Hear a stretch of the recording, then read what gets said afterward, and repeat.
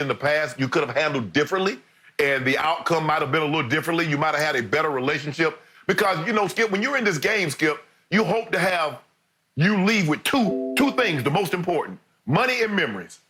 You want a lot of both. And you don't really want bad memories. You want the memories to be enjoyable. I don't want to look back and like, man, I didn't give Aaron Rodgers the time of day in the meeting room. I didn't do anything I could to help him. Again, not to get too far off subject, Skip, but this is LeBron and Jordan. Remember, LeBron says, I can understand what he was going through. Who can understand better what Aaron Rodgers is going through than Brett Favre, who had it happen to him 12, 13 years ago, Skip? Who understands that any better than Brett Favre? No one. And so he's, like you said, he's become Aaron Rodgers' official mouthpiece. So in other words, Aaron doesn't do any talking. Man, that's Brett. I didn't say that. Brett's talking for himself. He told you. Yeah, that was just his gut. Skip, everybody knows. Skip, when you get upset, you vent to people. And people are like, yeah, I talked to him. Yeah, he was upset, but, you know, that's just me. This is what I gathered from it. You gathered from it because that's what he told you. Skip, the Packers really put themselves in a pickle, and maybe you're right. Maybe they wanted to be here all along. But, Skip, sometimes, and I've seen this actually happen before, when players are really, really good, and they're like, what's the way I want to say, you know, they call them, you know, the D word. When a team gets an opportunity to get you up out of there, they swing the hammer. A prime example is Antonio Brown, Skip. As soon, because he was not, how long do you think, Skip, AB had been missing practice and cutting out on meetings and being what he was being? But as soon as they got the opportunity and they felt, Mike Tomlin always says, we'll tolerate you until we can replace you. And boom. And now they believe they can replace Aaron Rodgers. I give it 2 years, Skip. I'm going to say 2 years. I don't see it going past 2020. The 2022 season, I said there's more than an 85% chance Aaron Rodgers is playing for someone else if he decides to continue to play. You could be right about 2 years. But again, Brett Favre is saying, you guys, you better be ready. He's going to want out. No, Brett. They're daring Aaron to demand a trade. That's the only way out of this. They obviously can't cut Aaron. They've given him way, way too much money to just cut him, because the dead money on the cap would be lethal to the Packers.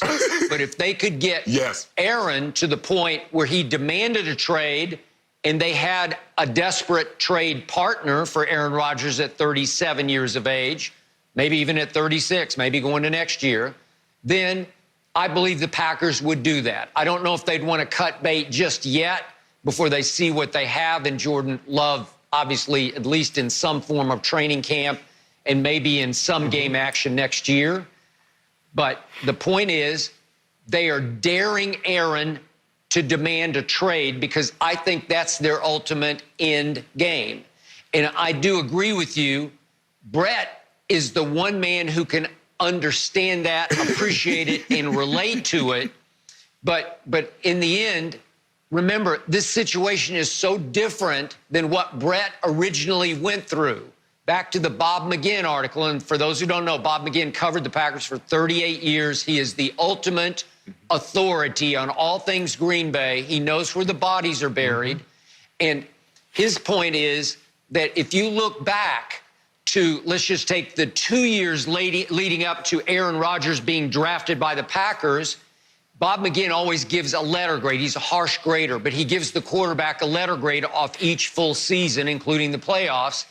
He had given Brett Favre B+, B+, the 2 years leading up to that draft. Aaron Rodgers, these last, just take 2 years, C+, C+, and called those 2 seasons by Aaron pedestrian. I've told you that just statistically, Aaron has declined steadily over the last 3 years. The stats just scream he's in free fall as an aging quarterback. Had his lowest QBR of his career this past year. Ironically, they're going 13-3 in the process.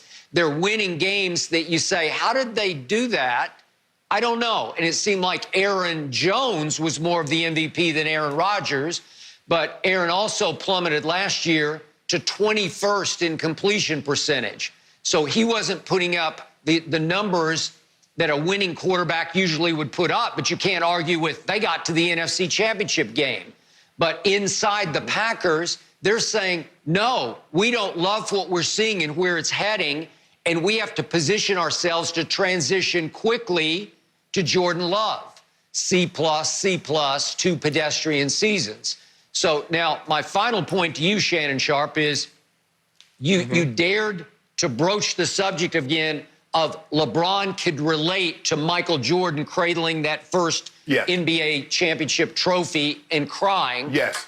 And I just can't let you get away with that again because it's so wrong. LeBron has no idea what Michael Jordan was feeling at that moment because LeBron can't relate. Michael Jordan had to fight through the bad boy Pistons, the baddest boys on defense ever there was. There were no rules except football rules.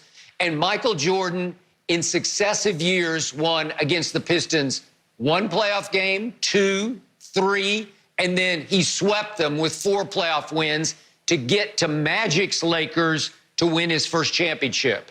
And to me, that struggle was so different than a LeBron struggle in which he had gotten wiped out by the Spurs in a sweep finals, and then he had melted down like no superstar ever in his other finals against the Dallas Mavericks.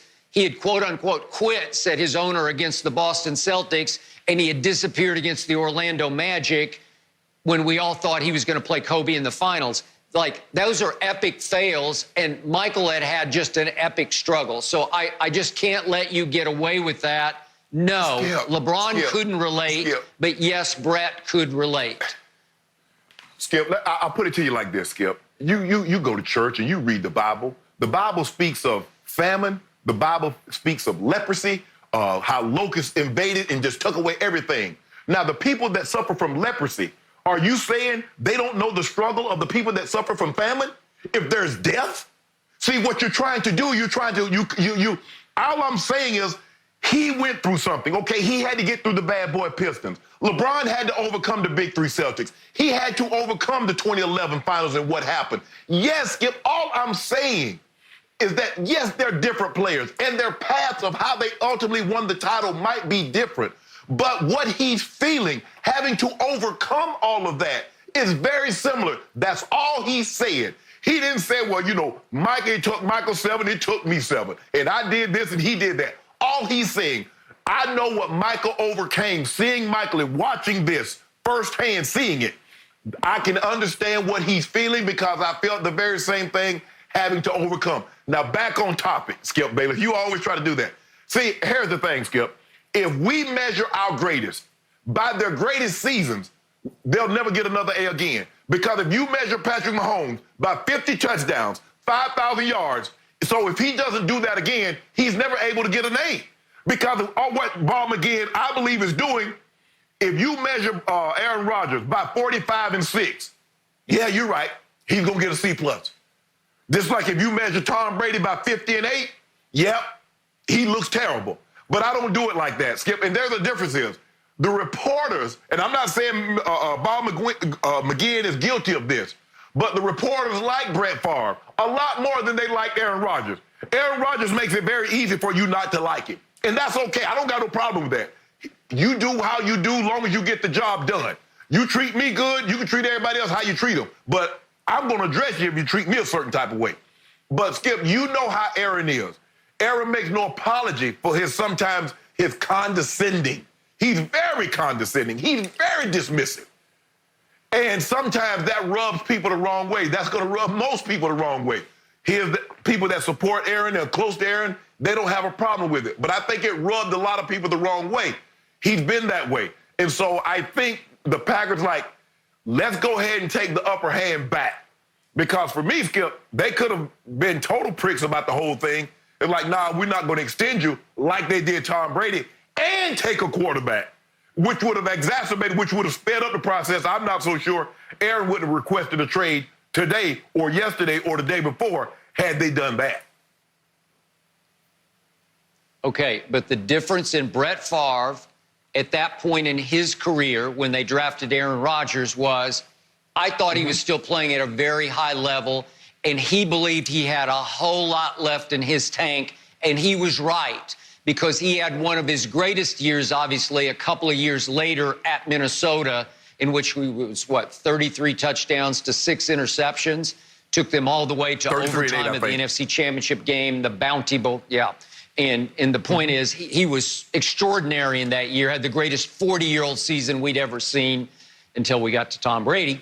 And he was still on the rise to me. And remember, they didn't trade up for Aaron Rodgers. They just sat there at 24 and thought, gee, nobody's going to take him. He might have gone first in the draft, first overall. They took Alex Smith in San Francisco.